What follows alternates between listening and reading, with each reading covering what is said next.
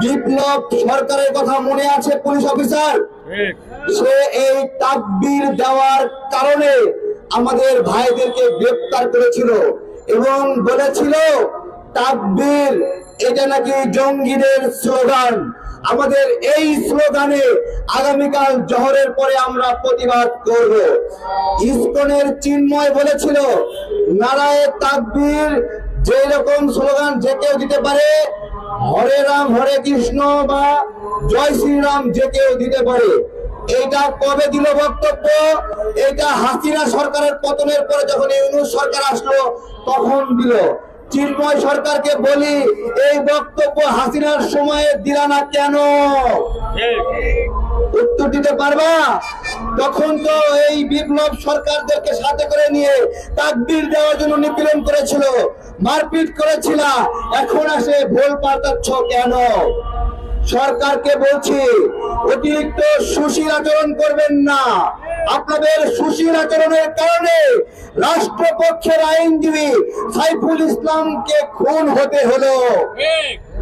আপনারা নওফেলকে গ্রেপ্তার করেননি, যে নওফেল স্বশিক্ষিত মুসলিম হয়েও ইসকনের সদস্য ছিল।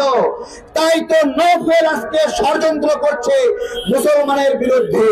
প্রিয় ভাইয়েরা, ইসকন তারপরে সনাতনী জাগরণী মঞ্চ অথবা যে কোনো সংগঠন, হিন্দুদের সংগঠন এইটা, এই ইসকন না থাকলে তখন আরেকটা মিসকন থাকবে, মিসকন না থাকলে ডিসকন থাকবে, সেটাও না থাকলে সনাতনী জাগরণী মঞ্চ থাকবে, না হলে সনাতনী ঐক্য পরিষদ তৈরি হবে। বিষয়টা সংগঠনের নামে নাকি আমরা হিন্দুত্ববাদের আগ্রাসনের শিকার হচ্ছি সেই কাজে প্রশ্ন করছি আপনাদেরকে। ভালো করে স্মরণ করেন, নামে সমস্যা নাকি আমরা হিন্দুত্ববাদের আগ্রাসনের শিকার করছি? এই যে 8 দফা দিয়েছে সেখানে দেবোত্তর সম্পদের কথা উল্লেখ করা আছে যে হিন্দুরা বিভিন্ন পুরনো স্থাপনা বিল্ডিং এগুলোর নিয়ন্ত্রণ চায়।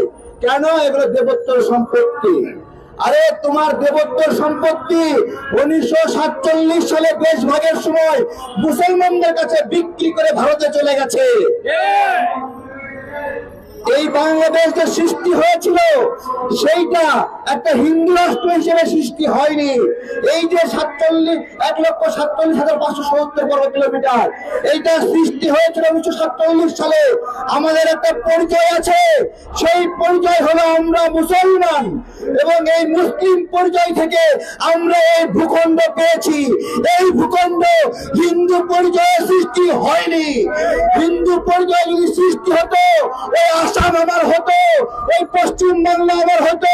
যেহেতু এই বাংলা অধিবাসী গুলো আমাদের হয়নি, তাই হিন্দু পরিচয়ের সৃষ্টি হয়নি। আমাদেরকে শুধুমাত্র বাঙালি বানানোর কেউ চেষ্টা করবেন না।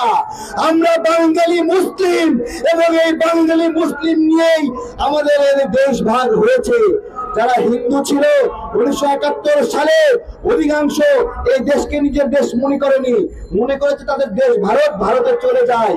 এবং এই যুদ্ধের সময়ে তাদের ভূমিকা ছিল খুবই নগণ্য, খুবই নগণ্য।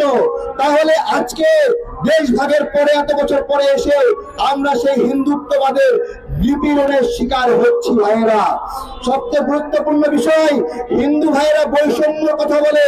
8 দফা কি তারা 8 দফা জানে না, খালি বলে বৈষম্য করা হচ্ছে।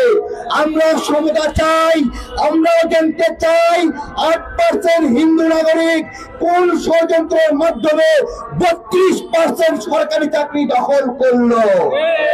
সমতা চাই আমরা।